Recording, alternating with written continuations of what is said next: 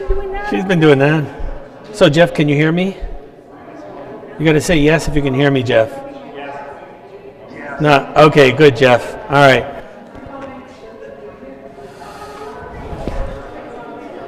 All right, you guys ready for something today?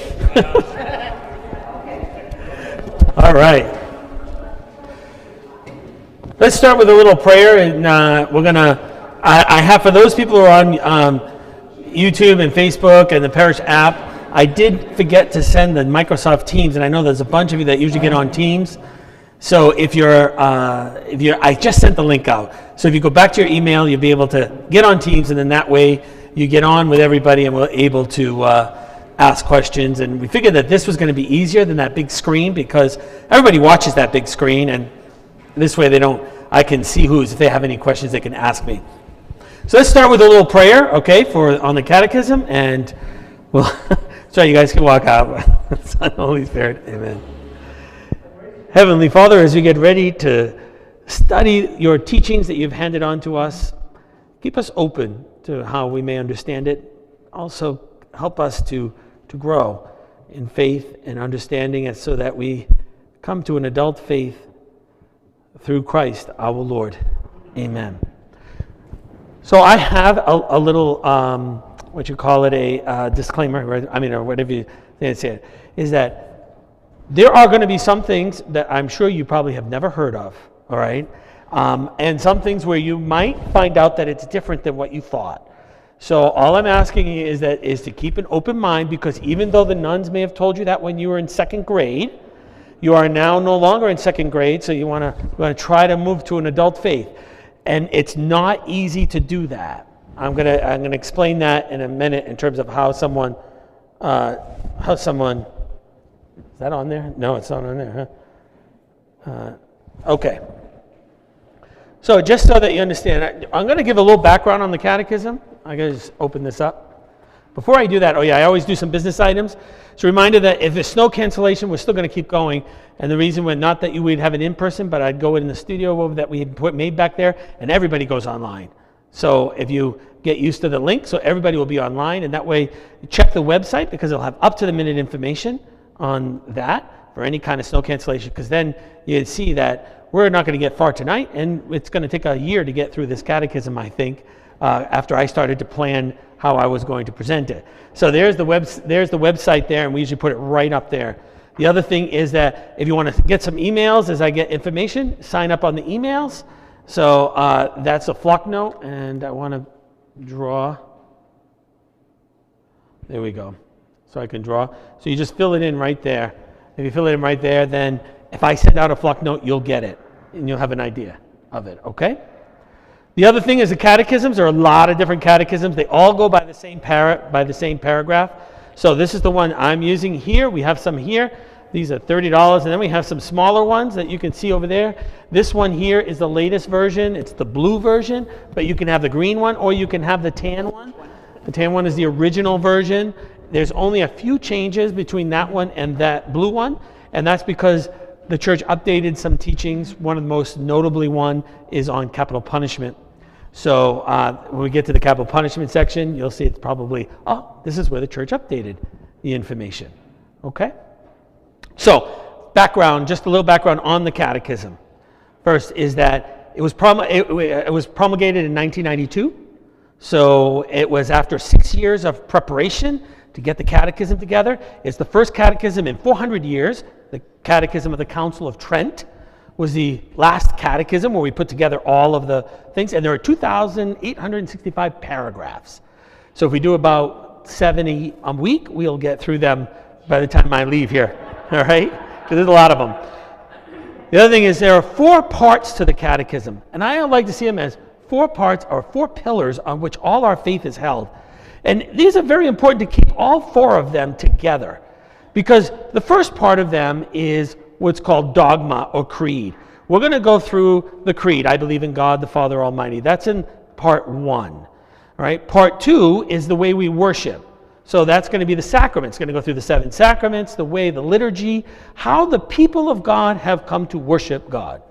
All right, and celebrate the sacraments and continue the salvation work of Christ on the cross.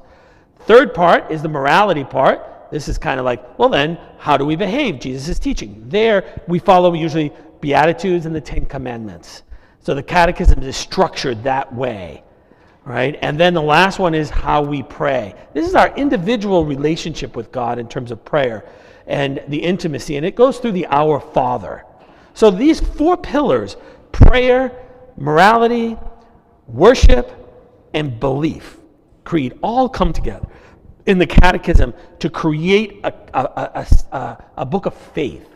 All right? What happens for many people, faith is usually reduced to just one of the pillars. It's about how you believe, as long as you're a good person. It doesn't matter what you believe, it's as long as you're a good person. Or some people say, well, you don't have to go to worship God, you don't have to put God first, even if you believe in Him. And then so they walk out the worship and celebration part of it. And then some people say, it's all just about my own personal prayer, when I can walk out onto the dock and get a connection with the divine. That's really true. You should be able to do that. However, there are other elements, and we'll explain some of that as it goes on. Okay. Now, the other thing that's also very important is this whole way this catechism and the others are set up. And I bring that up with you because you're going to start reading these things, and you just got to know that you can find help, because this book is a cross-examination of all these different aspects, because we believe that they all belong together. All right? So you can see that there's going to be, on each side of the catechism, there are numbers. These are other paragraphs that the church says, if you want to understand this, go to this paragraph, and it will talk about it some more in a different way. So if he's going to talk about something we believe, you might go to the other paragraph and it talks about how we pray, using that very same teaching. So what happens is people got very confused. They read that, I don't understand what that means, but they don't look at the little numbers on the side. The church is already trying to help you with that. The other thing is the footnotes, very important as well. The table of subjects are in the back. These are all subjects in terms of the faith, that people want to look something up. The other thing too is the table of abbreviations. I share all that with you because you should know. I want to make sure you understand that, because people say, what does AG mean? Well, look in the back. There's a whole section of abbreviations because it's going to use the same thing, especially when you're getting into the scriptures and they use JER. What is that? We'll look into the table of the index of abbreviations and then the citations. And this is where this catechism that John Paul II promulgated is really, really kind of a special catechism, because it brings in many, many elements. Very much a lot of scripture is found in here. There's a lot of scripture citations. There's ecumenical councils, right? And then there's also pontifical documents. There's church documents. There's canon law that's quoted. There's liturgy. So what we say at Mass is often quoted in there. So you can find it in the footnotes. And then church writers. So the early church writers. And you got, Augustine and all of the other writers that are a part of this. Okay? And it was meant to be the norm for writing local catechisms. And this idea, because this is like a textbook. So we're going to go through it because I want to teach different elements of it. But you can understand that it's going to get pretty technical and, it's not a second grade textbook, right? It's meant to guide publishers and bishops and priests to right teaching. So you should be able to find it. The only thing is that it summarizes a lot of things, and once you study theology, you know why that's there. I want to leave you with it. I want to start with this quote here. I know it's long. It comes from Mere Christianity, C.S. Lewis, not a Catholic, but very much a high Anglican that we connect with him. And it's theology that we're going to do. And I want to just read this because I want to understand kind of what are we talking about. He says, now theology is like a map for those who love maps. Right? It's like a map. Merely learning and thinking about Christian doctrines, if you stop there, is less real and less exciting than the sort of thing my friend got in the desert. So, we're just going to learn all these things. I mean, you don't even have to believe to learn what's in here, right? But the map is based on the experience of hundreds of people who really were in touch with God, all right? That when you have a map, this is in terms of dogma, they're going to say that this is a culmination of thousands of years, 4,000 years, of people who have searched for God. So that's what we would say this is a summary. Experiences compared with any thrills or pious feelings you or I are likely to get on our own are very elementary and very confused. So, hopefully this is what it's going to do, is it's going to give the idea that we have our own little experiences of God. But this map is going to help us, because that can get confusing as to what does this feeling mean? What does this experience mean? Well, let's look at how thousands and thousands and thousands of people have experienced this. He says, and secondly, if you want to get any further, you must use the map, right? You see what happens to a man in a desert may have been real and was certainly exciting, right? So you have this experience of God, real, exciting, but nothing comes of it. It leads nowhere. There's nothing to do about it. In fact, that's just what a vague religion, all about feeling God in nature and so on, is so attractive. So what? What does it mean? Who cares? Right? It says it is all thrills and no work, like watching a wave from a beach.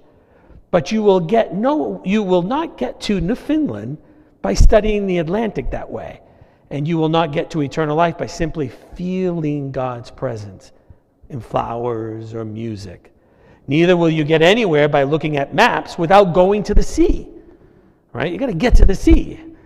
Nor will you be very safe if you just go to the sea without a map.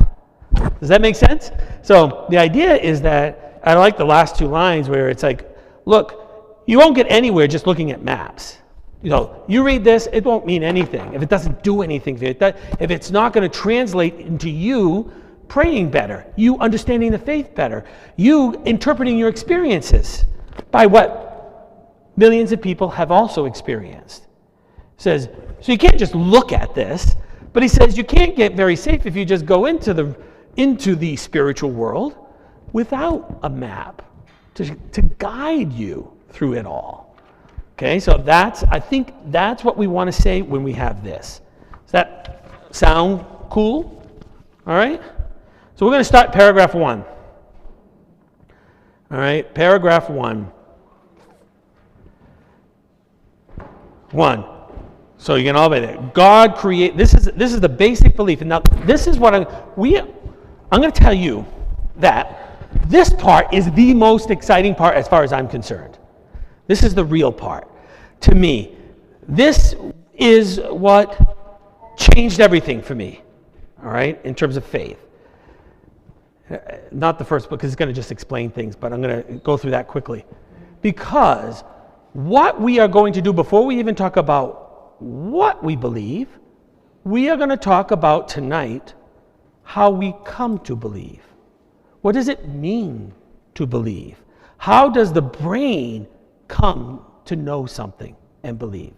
So let's start with character 1. So chapter 1 starts with God created man freely and out of the goodness. That's a basic statement of faith. God then called man to seek him, to know him, to follow him. And by the way, I'm going to use the word man because it did. And I don't want to kind of just keep going, man and woman, but you know that I mean everybody, right? Man is humanity, all right?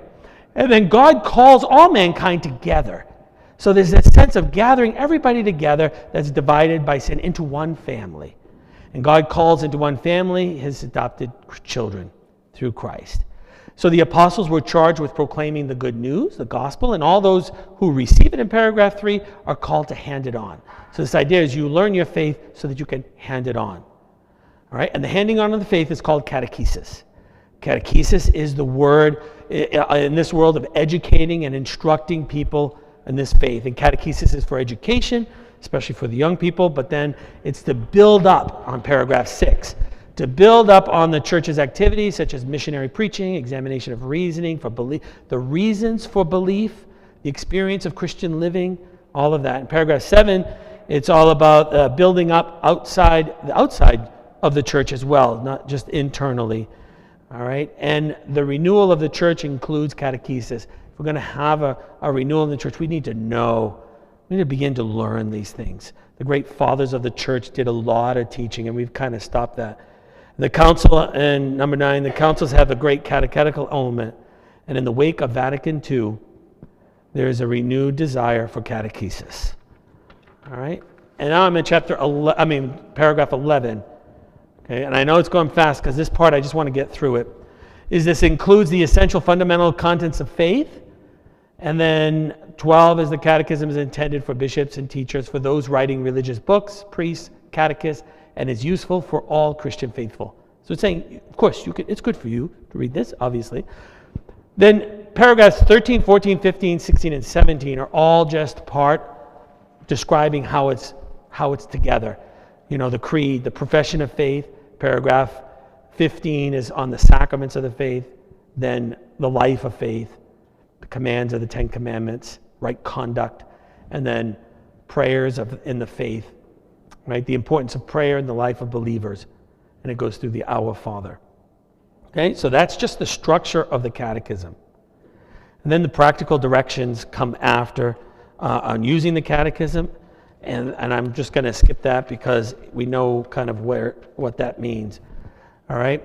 And then I want to go to paragraph 25 because it's talking about adopting the rest of the paragraph, the rest of it. Essential teachings. One cannot think that there's only one way that fits all people. All right. 24. The text needs to be adapted for cultural, age-specific, spiritual maturity, social and ecclesial conditions. So we need to have you have a USCCB, United States Catechism, but then that would be very different for someone who's in a different place. So RCIA, it's a very difficult book for beginners in RCIA, but then so it needs to be adapted. And then paragraph 25, very, very important. This is where we're going to end this. All this must be directed to love. All must be showing the love of the Lord, and others should find it accessible. That's the important thing of this catechism, and the reason why. And it's the same thing with the laws, the canon laws. The object, charity above all else. So learning this is not about banging someone over the head with it, and forcing it down someone's throat, or saying, "See, that's what you're supposed to believe," because then obviously we've lost the sense of love that is supposed to be part of this. This is a proposal, as Pope Benedict said. We propose this faith that our people have come to know. And it all springs from love, and it has no other objective but to arrive at love. So anytime you're going to use these words to condemn or to show people how wrong they are, I think you're abusing the use of the catechism. And we get a lot of criticism by that. There's one thing I do want to share, and I love this dialogue. Some of you have already heard it before. It's a little dialogue, it was on Facebook. But this is also true. It's a dialogue between a person and the Catholic Church. I want to do X. The Catholic Church says, you are free to do it. The person says, but you think X is wrong. The Church says, yes. The person says, because you want to control me. And the Catholic Church says, no, you are free. You are free to do what you want. Right? But the person says, but you think X is wrong. The Catholic Church says, yes, but only because I want your ultimate good. This is the whole point. I want your good. Right? But the person says, but I want to do X. And the Church says, you are free to do it. And then this is the line. But I want you to say that X is good. And the Church says, I cannot say that. I can't say it's good. You're free to do it, but I can't say that that's good. And then the person says, why do you hate me? Which I think kind of leads to where we are today, because as we have a discussion and acceptance, we accept people who believe things that are different. Their interpretation oftentimes is, well, they hate you. And it's like, we don't hate you. This is all supposed to be an act of charity, an act of love. To share the faith that Christ has given us. It's not used to start judging people around. And I think that's important because we're going to learn some faith and say, so you mean that, that's wrong? The first person you judge? Yourself. Period. All right? And that's really part of our faith. So let's hope we do that as you learn more about this. Right? Because even the Catechism, paragraph 25, everything of this is directed to love. That's in the Catechism specifically before it starts talking about anything. Sound cool? We're on the same page? Because there's no question. I remember teaching a class for freshman religion, and we were teaching about, being married and divorced and living with someone. And so we were just talking about that because it was in the chapter on morality. And this young girl, freshman, raises her hand and says, so are you telling me what my father is doing is wrong? And I said, now look, I am not here to judge your father. He said, I can't wait to go home and tell them, because I don't think she liked his girlfriend who was living in the house. But, and I'm like, look, all I'm doing is sharing the faith with you, all right? You ultimately are free to make your own decisions. I will not answer for you. I will answer for the fact that I shared it with you, but you make your decisions for your life, right? And I think that's very important. So, before the Catechism talks about what we believe, we have to talk about what to believe means. What does it mean to believe? And I think this is really, really important, because I think it sets the stage for a real dialogue with people. Because the process is to search, we're on paragraph 26, to search divine revelation, and then the human being's response in faith. All right? So the desire of God, basic anthropology. Christian anthropology is a class you take in seminary, which studies the understanding of the human being from a Christian point of view. Who are we? What have we come to see about who we are? All right? Basic anthropology, so when you study that, so we have, how we're made and how we come to know, how we understand grace as a way to kind of help us in the life. So we believe that the basic desire for God is written in our hearts. The human beings were created by God and created for God. And only God, now notice now, I'm not talking about Jesus yet. We're talking about all of humanity. All of humanity. Only in God will the human being find true happiness and find truth. Okay? And how does it begin to say something like that? How does it have the guts to even say that? Because we're reflecting on our human experience. And this is what we believe, is we believe that the human being is fundamentally a religious being. And how do we make such a statement in the paragraph 28? How do we make a statement that the human being is fundamentally religious? We say because throughout all of time and culture, humanity has given an expression to their question for God. And that's what's important, is the question, I think. Because that's where the search begins. Nobody questions anything. Nobody searches for anything they don't have a question for. And the thing that we have done over and over again, to our detriment and to the faith of our young people, is we've told them you just have to believe it.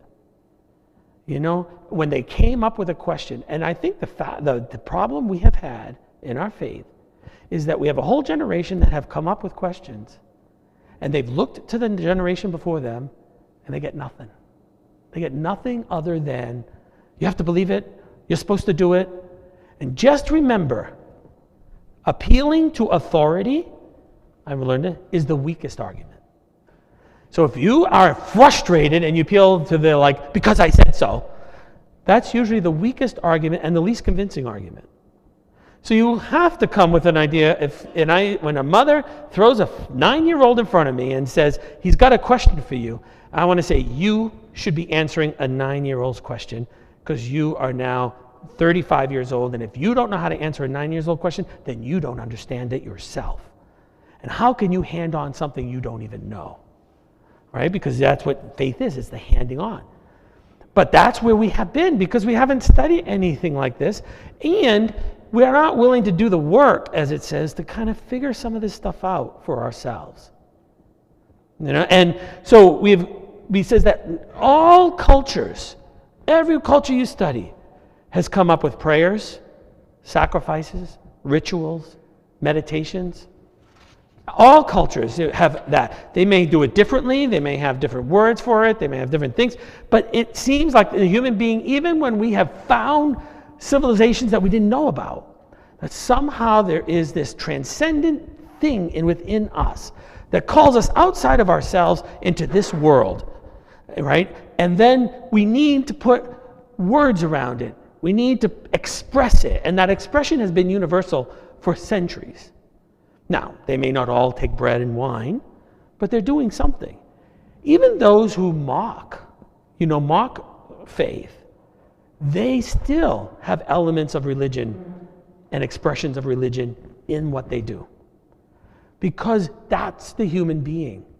The human being, man is a religious being by nature. Because we are both body and spirit, right? The thing is something different between this and this. Because this isn't alive. And there's something that's added to matter that animates it. All right? And whether it's in lower life forms or the human being who begins to think and to understand that I am here and I exist. And how come I exist? And then that's the question that starts it. And then we realize that there's something greater than myself out there that I don't quite understand really, because I walk in this mystery, but that's the next phase. Okay? So, this is another quote. This is by actually Fulton Sheen. As all men are touched by God's love, so all are also touched by his desire for his intimacy. No one escapes this longing. We are all kings in exile, miserable without the infinite. Those who reject the grace of God have a desire to avoid God, and those who accept it have a desire for God. And I think that's really important to understand that there's this desire, and that if you reject the desire, you often also reject this idea and notion of God. They're connected with that desire. Okay? So that's why we say all religions seem to do the same thing. And to me, this is what changed with me. It's the ability to transcend ourselves, as I mentioned. And what I mean by that is I can think about the past. I can know the future. I can understand, I can hope for a future. I understand that I exist, and I build libraries and I hand on stories. No other creation, as we know it, now, every time I bring this up, maybe somewhere in a galaxy far, far away, there is another world where they are doing the same thing, and we'll deal with that if we ever find it. But in my experience here, nothing I know can do what we do, right? I cannot tell you, a dog doesn't tell another dog a story that has a moral implication to it, right? And he doesn't tell him who his great-grandparents are. That's what we do. And only we can do that as we understand. And so there's this desire, and you know what? Every culture we know, have ever known, has always done that. Even when they didn't even know each other's cultures, right? But this is what I want to share with you, what I think is really, when I first read this, it was actually in Gaudium et Spes, which is the Vatican II documents, which I think is just sorely missing. When I bring it up, I feel like people reject it, and one of the reasons. This intimate and vital bond of man to God can be lost, forgotten, overlooked, and rejected, because it's always freedom. Big thing of freedom. But then the church goes on and says, well, what's the cause of these rejections? If you're following me, you're on paragraph 29. He says, the causes of this rejection is the revolt against evil in the world. How many people do we know, our young people, say, how can there be a God with so much evil in the world? So we acknowledge that this is one of the causes for people to reject God. We know that. Sometimes people come up with that as if, this is one thing I always tell people, they're like, oh, well, with all the evil, I'm like, don't you think we've thought of that before? Do you think you're the original person, only this generation? I mean, Augustine talked about evil in the world, right? So did Job in the Old Testament talk about why is there evil in the world and how do we understand it. That's not new. The other one is the religious ignorance or indifference, obviously, right? People don't know, and they don't care. Parents don't care to bring their children in the faith. They have no concept of what, to even put a category around it, right? Cares and riches of this world, we know materialism, right? So the wealthier we are, the more self-satisfied we are, the less interested we are in transcending ourselves, and reasons for that. Scandal and bad example on the part of believers. This has been the one, to me, that is the most detriment. This is the disaster in Christianity is the terrible example on the part of believers. Because parents have been such bad examples. The church, the sexual abuse crisis, these terrible things that we have done that have caused scandal in our lack of behavior, but good behavior, that has caused it, finding it very difficult. And as Vatican II says, I like it the way it says it, where it has made it harder for people to believe when they see such bad examples of Christians. You know, and we know that, right? That's nothing new, but our catechism is teaching that in paragraph 29. We know why people don't believe. There's a current thought that's hostile to religion. We know that too, right? So if you go up into a school, as I mentioned, I think in my homily this morning actually, was that, you know, when I was in college, we read the classics. So we had Socrates, Plato, Aristotle. Then we moved all the way over to the modern period. We skipped the entire medieval period, which was all about trying to understand being and God, which is the reaction against the contemporaries, you know, so Sartre and Nietzsche and all of that. But what was interesting is then I went to Catholic University and I got the entire breadth of the philosophy. So we read Nietzsche, and we read Sartre, and we read these people who were, you know, profound atheists who influenced very much contemporary thought as a way to understand who they are and what they, you know, what they're believing. And I think that the church, I'll see that in a second. So this idea of studying these people, what I found interesting is that this is University of Southern Maine.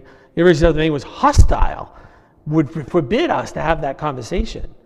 And even the church itself has conversations all the time with atheists, you'll see. The Catechism expects you to do that. And then sinful man, which makes him hide from God and flee from his calling.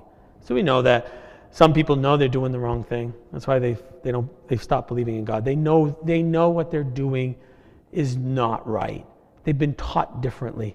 And so what they do is they hide from God just like Adam and Eve hid from God. That when you're doing something wrong, I always say the best thing to do is go to prayer if you're doing something wrong. But I don't want to go to prayer because if I go to prayer, I'll have to confront that maybe I shouldn't be doing this.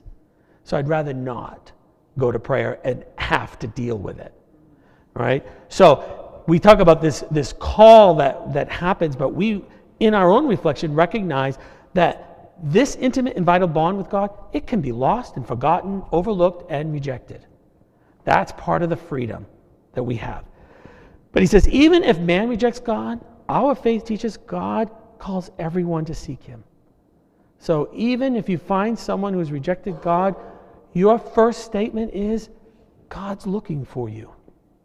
At least if you're not going to tell him that because it might make him mad, but at least in your mind, the way you should treat him is God's looking for you. Because you have some infinite part of your being, as St. Augustine says, my heart is restless until it rests in thee. Right? But the way I say it is that, and it changed me, is that there's an infinite part of me that can never be filled. It just goes on forever and ever and ever. Only an infinite God can fill that infinite being within me. All right? And I say that because my own experience, but when you look at someone else in a human being, when you look into their eyes, you see eternity. You see eternity in their eyes because the soul is eternal. The soul goes on forever. It's not material, right? And there's something beyond just this physical. And I think that goes a long way in understanding the dignity of the human person made in the image of God, because in that face, in those eyes, in that soul is a touch of eternity. That's so important, I think, in terms of our relationship with each other. But remember that in paragraph 30, it says that the search demands effort of intellect and will, upright heart, as well as being willing to be taught. Right, to seek God. And I've been in that situation where I've been with people, they're not even willing. You know, sometimes the people, they're going through a divorce, or they come to me because they want to talk about, you know, their difficulties. And I used to start and then go nowhere, you know, we know it. And then finally I realized I have to ask them, do you want to stay together? And then they realize, like, I don't. Well, then nothing I can do is going to change that. Because one of the things I think that happens too in faith as well, in all decisions, when I was thinking about priesthood and when I was thinking about not getting on a priesthood, or if I was, when tempted by the difficult things that are going on in the world and my life, you know that you can get to a point where you can come back. But then there's a point when the heart grows cold. And it doesn't matter anymore. Nothing matters. It doesn't, no one says, no matter what you say, it's gone. That desire is gone. And now I don't even want to. And then, and you've probably been in that situation or many other things. Like, you know what? I don't even want to try to repair this. And I think you can have that same thing in faith, is that you go so far because of things that happened in your life or things you've done, and it's like, you know what? I'm done. I don't want it. And then it's a long journey, because once the fight, you can always kind of flame the fan, fan the flames of faith. But then there are times when it's cold, and no matter how much pumping you do, nothing's going to come back. And I think that you can be in that spot. And if you've never been in that spot in any other way, in that way you've probably been in some other way where you hopefully come to understand. Okay? How's that for a pretty serious topic, all right? So that is just the idea of, that's just the beginning, right? In terms of the basic understanding. But the question of to believe. Now, this is going to get a little technical. You are smart enough to figure this out, so hang in with me, ask questions, but it is really part of our faith. So our faith believes in both reason and faith to come to know God. Reason and revelation, as we would say, philosophy. So we say only human beings can come to know anything through reason. One of the things we talk about is reason and faith, and I believe in reason alone, I don't believe in faith. We got to talk. One of the classes you take is what's called epistemology, or how do you come to know anything? How do you know anything? All right, and I'm on paragraph 31 for those who might be looking in the paragraph. Faith has proofs, right, for coming to know God, but not a sense in proof that are in natural sciences. These are what's called, where natural science observes the observational data, right? You do this data and you repeat it over and over again, and then you hold on to it and it has proof, or you show it, or you have it in a camera, you take a microscope picture of it, so you have observations that are the data. In faith, the idea of proof, which we use the word proof, the same thing, which is evidence, is found in what's called converging and convincing arguments, paragraph 31, that bring about certainty. Okay, that's a very different thing.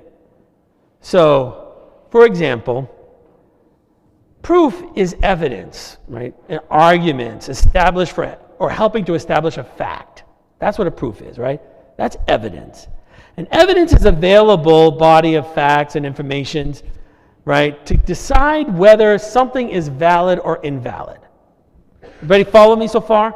It's not what's on the screen right now, but I know everybody's reading it because I can watch you all going like this. So, evidence, right? Evidence is what you hang on to in arguments to establish a fact that you want to hold as true. So evidence is that available body of fact. Now, how does one come to reason with these evidences? Well, there's what's called deductive reasoning. Deductive reasoning. That's what we do. So what the church has done is has studied how we come to know. Deductive reasoning is you start with this general idea, right? So you have this general idea, and you come to a specific conclusion. This is the example. Not on here. I shouldn't have go back to that. Here's how we come to know something. All dogs have ears. Golden retrievers are dogs. Therefore, golden retrievers have ears. Make sense? Right? A is true and B is true, then you're right. then if A equals B and B equals C, then A equals C, that kind of thing. So we all know that. You familiar with that, or does that make any of it? Okay, it makes sense, all right? So you deduce something from two facts. If you have an appointment at 10 o'clock, it takes 30 minutes to get there, you conclude that you have to leave at 9:30. That's how I come to know. How do you know something? I know I must leave by 9:30. You deduce that based on these facts. Inductive reasoning, we do this all the time, is something that comes up. Okay, you start from specific premises that are happening, and you form a general conclusion. For example, every time you eat spicy food, you get a stomach ache. You might conclude that the spicy food causes stomach aches. Simple, right? Because it seems like every time. Now, it could not, might not. So you make an inference of a general conclusion from particular kinds of instances. And you form this generalization based on how you know observe. So you see that 4 out of 6 people order the same sandwich. And from your observation, you induce that the sandwich is probably a good sandwich because 4 out of 6 buy them. So you reason, I should buy that sandwich. Okay? That's very different, right? Because you may not like the sandwich. All right? So inductive reasoning is that you have a couple of you've got not general but specific situations, and you come to a general conclusion. I always think inductive reasoning is what happens in a court of law, right? You don't see the person killing him, right? Because now you do it because everything's on video. There, now I see it.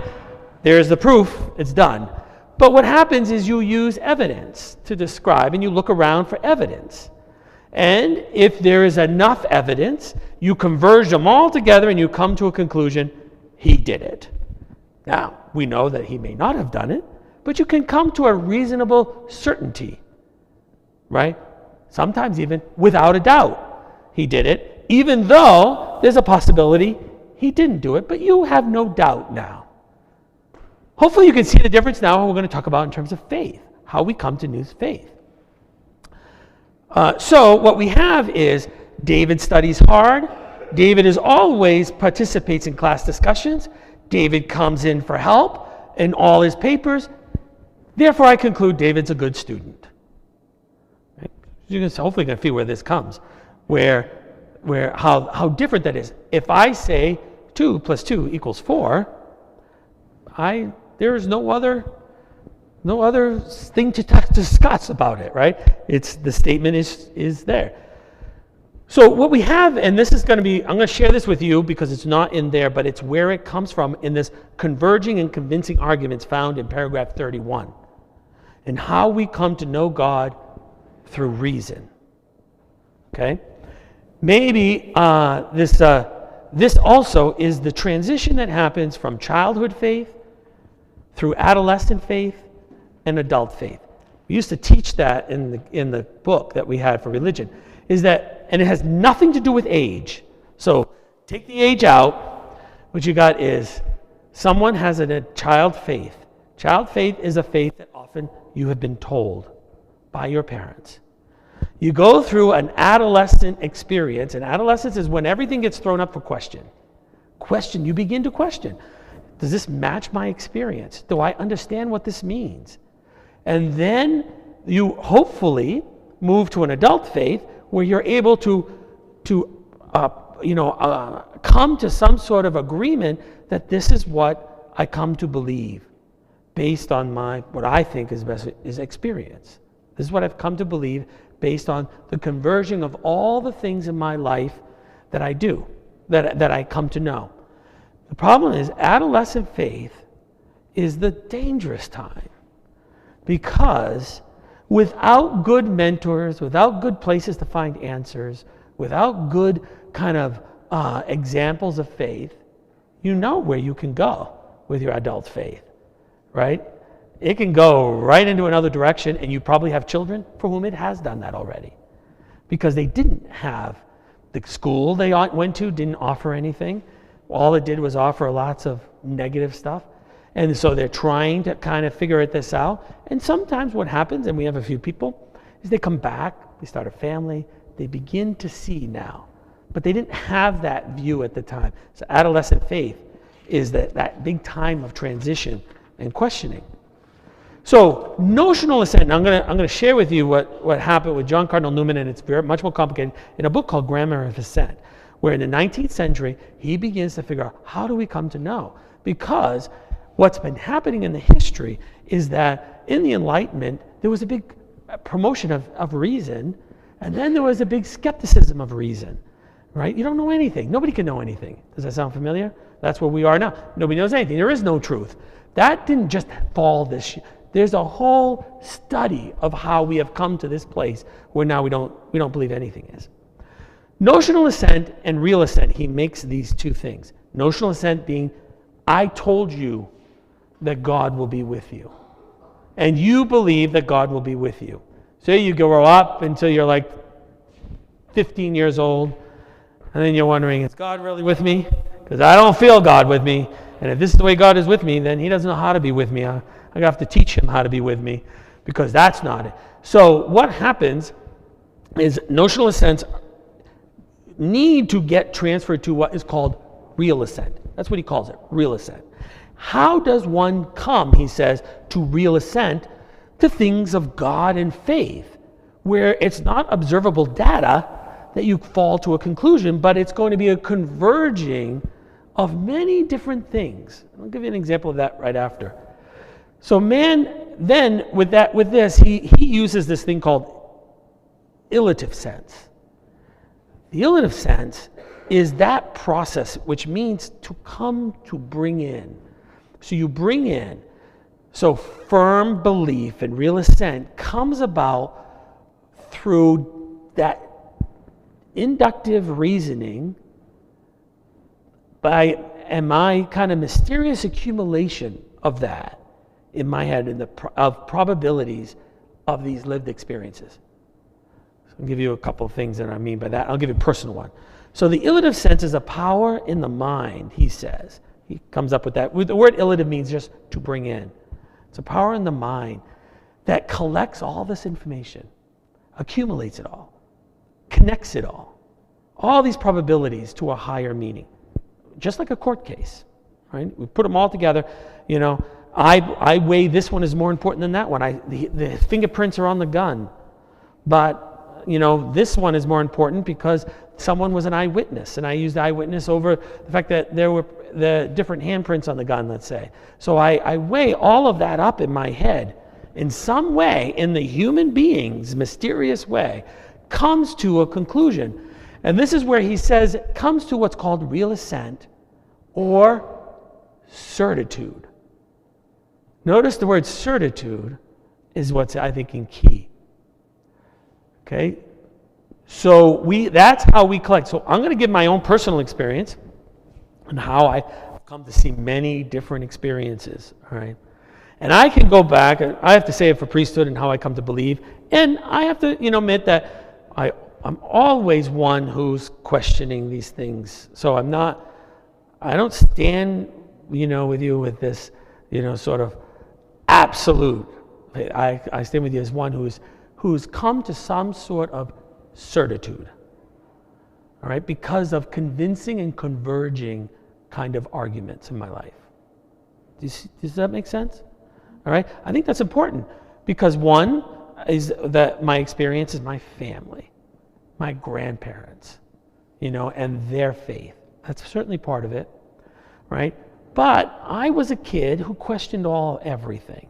As those of people who know me, I always I told my mother one time, I couldn't have been more than 5 because we had the Volkswagen bus.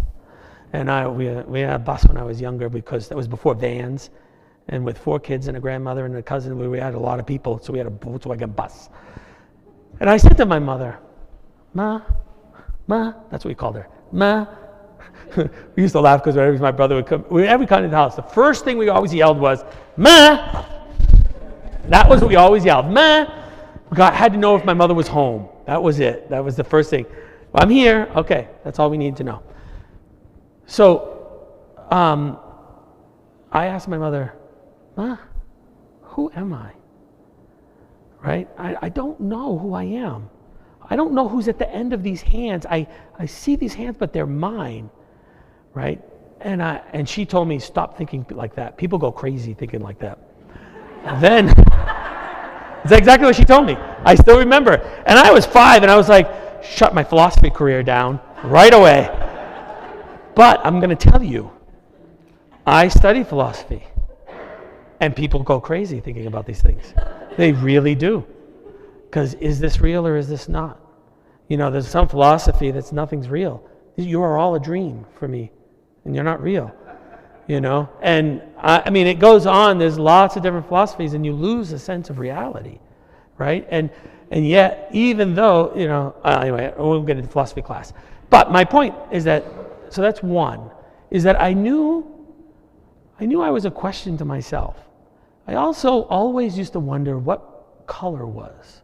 Now we know what it is scientifically, right? But I knew that I saw brown. But I always wondered, did everybody see what I saw? Or do they see green? But they've always called green brown, so that's why they say it's brown, but they don't see what I see. Because I can only the one who can see this. Right? Those kinds of stupid things I have in my brain. You know? And I was telling you I was only 5, and I was like, then when I was in 6th grade, my grandmother died. Okay, and I was at the foot of the bed, and she had Alzheimer's, and we had cared for her.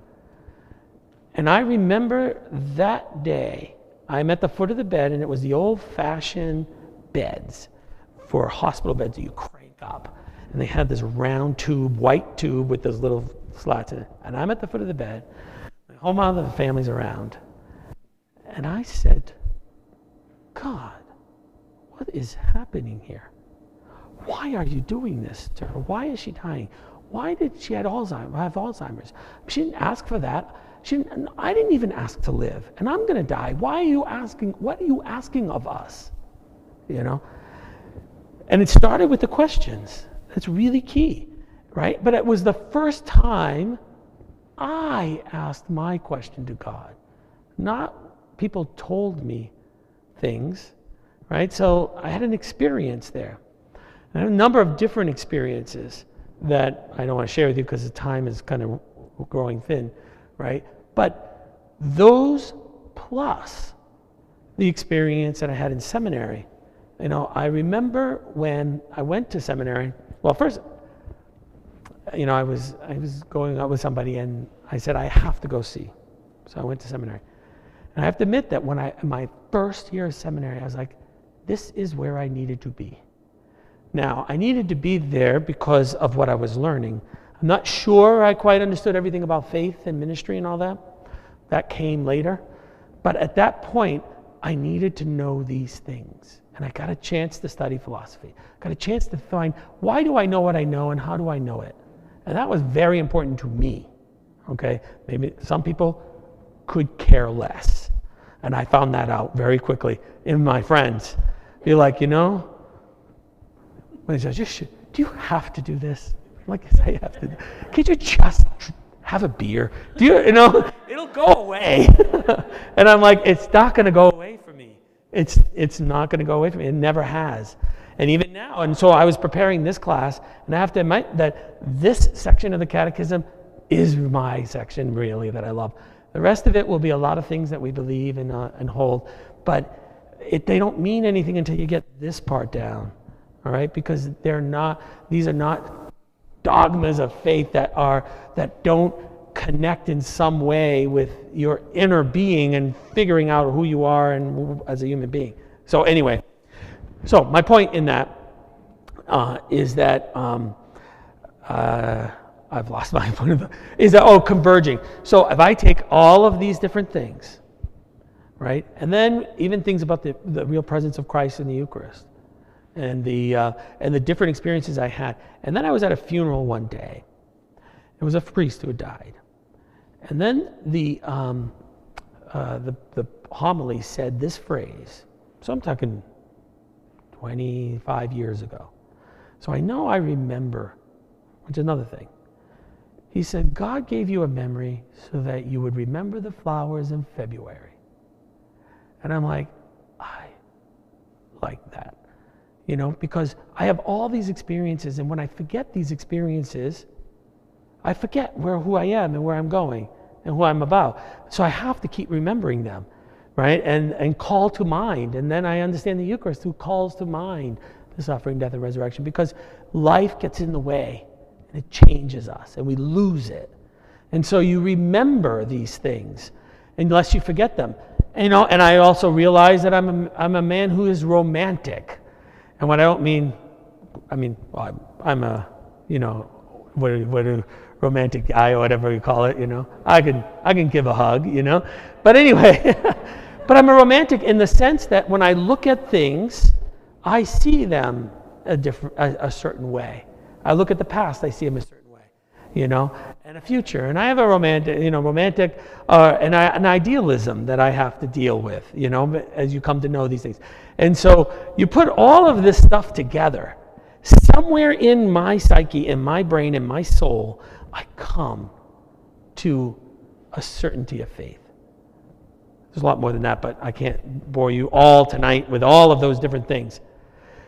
So, and including the things that I have learned, the intellectual stuff and reading Mother Teresa and John Paul II. These people were key figures in my life and psyche, about people who believed in the face of absolute, It's funny how Mother Teresa could believe in God when she's seeing such evil in the streets of Calcutta, of the poor, and why is there such evil in the world? Why are they doing that? And I'm like, how come she can find it, and all these other people who live in plush royal houses can't find it? But then say it's because they're there. And I'm like, and this woman who goes and serves there finds it. How come? And she's not the only one. This is repeated over and over again throughout history.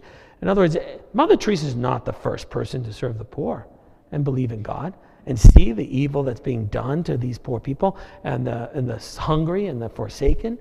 And yet over and over and over again, they say, that's where you're going to find God. Amazing. So that's why when we're going to talk about all of these different statements, no one statement is going to say, see, God exists. You have no free choice now, because you have no choice to believe that 2 + 2 = 4. Now you can believe it as much as you want, but you're just stupid, because it's not 3, it's 4, right? And you can believe it's 3 until you're blue in the face, but when you take 2 pencils and you put 2 pencils together, you get the sum of the pencils. Now, whether you want to call it anything else is fine. Those are symbols that we use, right? Because these words are just symbols to point to a reality. So I'm using the words 2 + 2, but it could be umpteen plus umpteen equals the 2 of umpteen, right? That's what I'm doing. I'm just adding them together. You get the sum of the parts. That's the truth. So you can say, no, I don't get the sum of the parts, and maybe in some place you will find out you don't get the sum of the parts. But at least in 2 + 2, it's always equal to 4. So that's why when we start dealing with all of these teachings, right at the beginning, paragraph, 31 says, converging and convincing arguments for certitude. For certitude. So, all right. Now, the way to approach God, we're going to do from reason alone first, which means when we say that, we say there are twofold departure to do it just reason alone. So we are not talking about faith. We are not talking about the articles of faith in Jesus Christ and all of that. We are just talking about connecting with the transcendent, something bigger out there than ourselves. Okay, so this can apply to any religious person, any person who will. Okay, so the way to approach God, we do from the Christian point of view, is through creation, and it has a twofold departure, as it says, the physical world and the human being. That's the two ways that we can dialogue with people who don't even believe in Jesus, that there is something greater than ourselves, is through reason alone. So what happens is, just to give you a heads up, is that we believe that through reason and revelation. Reason is one thing, revelation is another thing. Reason I use to think things through. Revelation is what God has revealed to us. Example, I can tell you that I believe in a God because of the argument called the prime mover. Everything is in motion. There had to be the unmoved mover. That's a classic. Before Thomas was Aristotle. So a non-Christian came up with this as God is the unmoved mover. All right? All the reason in the world will not lead me to the Trinity. Trinity is a revealed definition, Like Jesus is the Son of God. That was revealed to us. You can't reason to that because what you do is take convincing and converging arguments to come to a conclusion, right? But he told us he's the Son of God, and now we have to deal with that. But that is a statement of revelation versus a statement of reason. Therefore, what we say is that there are things in this world, the thing in the dialogue we can have, where we see proofs for the existence of something greater than ourselves, we call God. That's why the statement says, what you think is the unmoved mover, we call God. Notice that, all right? Notice the phrase. I didn't say it is God. We call the unmoved mover God. All right. So in the paragraph 32, they come up with, and there are many more than these, but they call it the movement, becoming, contingency, and order. This is using reason, right? You see order and then beauty.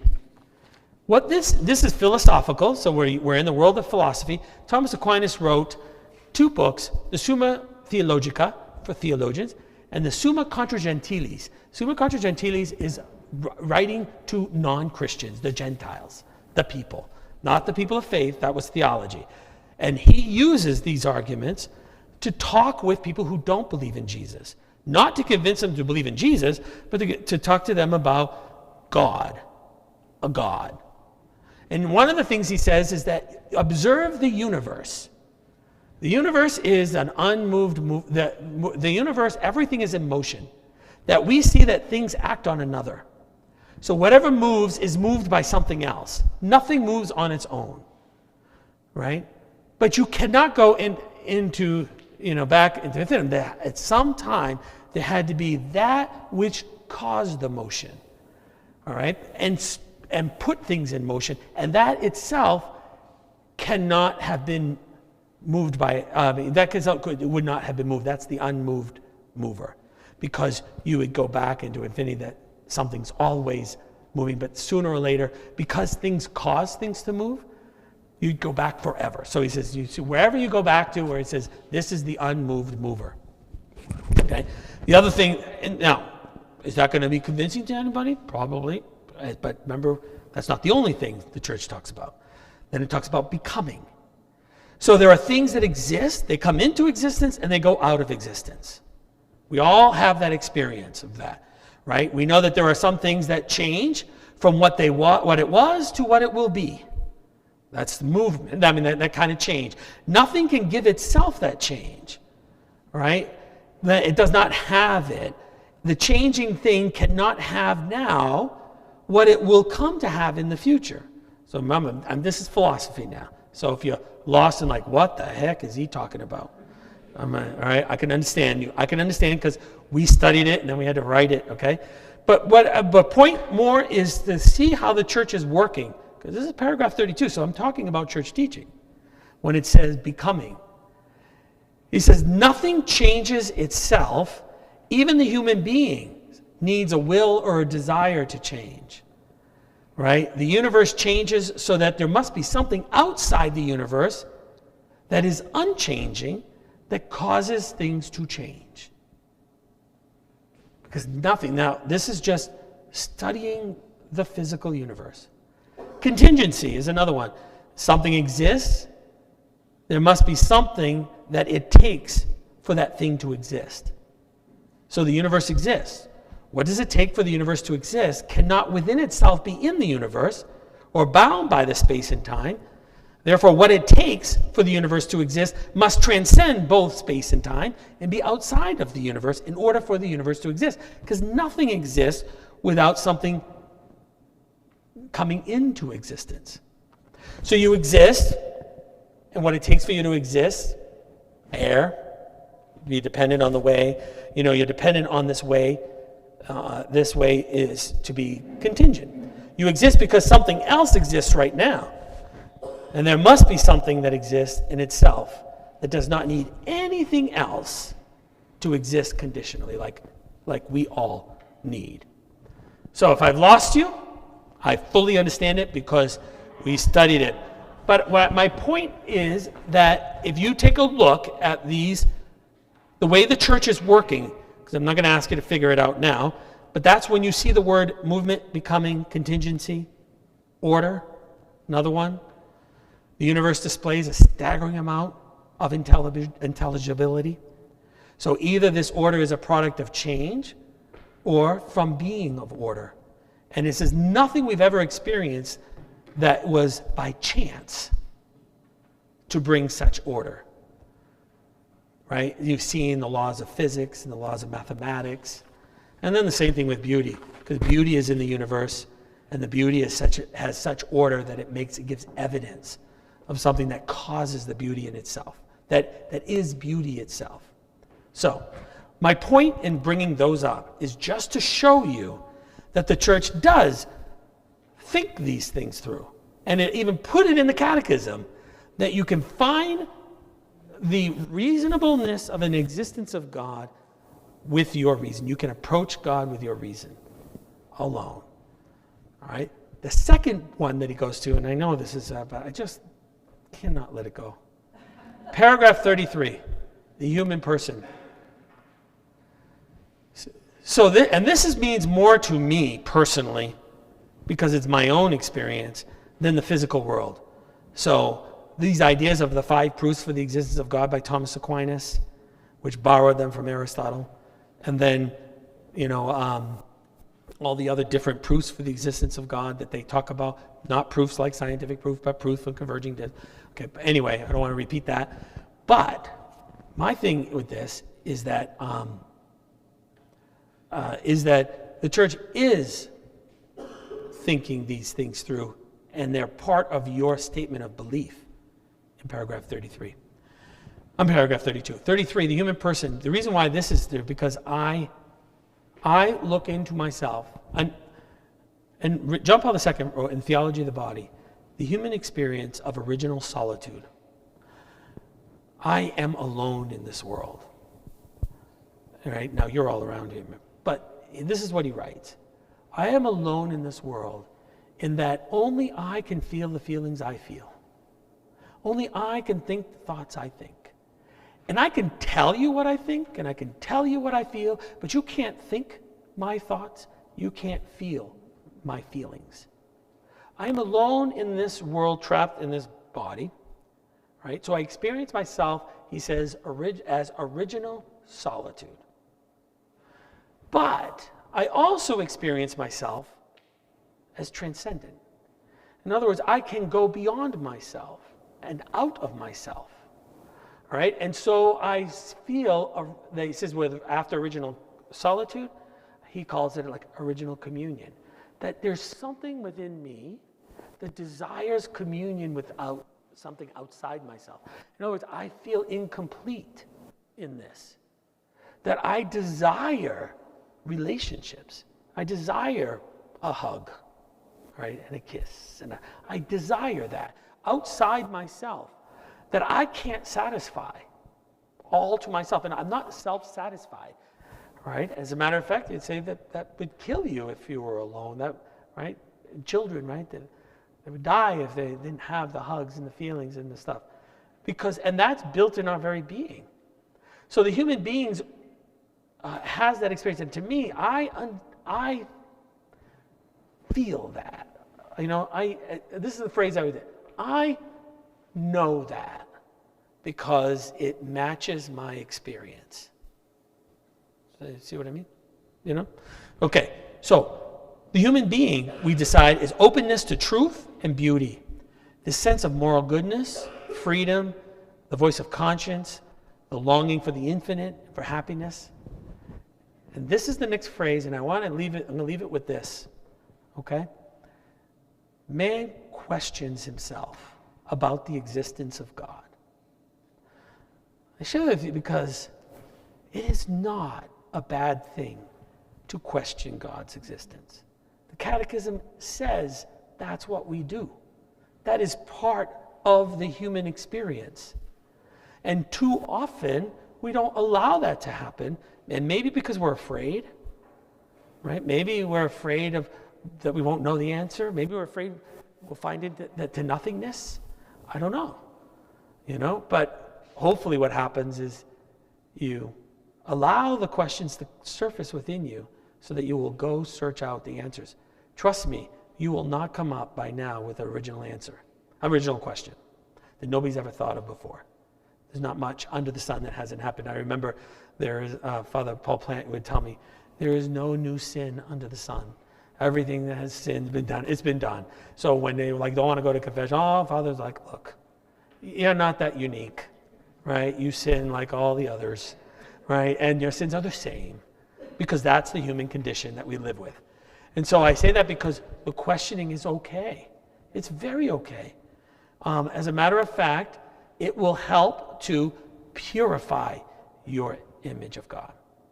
Because when you pray so hard for your mother to be cured of cancer, and she dies anyway, and God did not give it to you, you have to figure out, what does that mean as a man of faith to continue on?